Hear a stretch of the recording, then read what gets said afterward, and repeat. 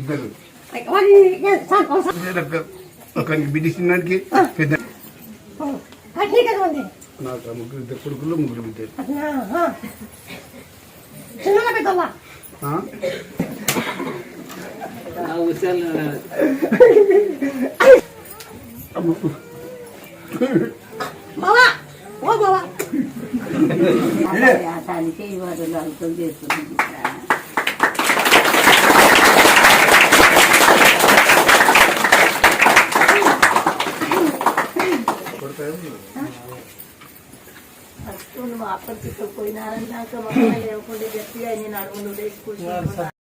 కవితకు వచ్చినాక అయిందా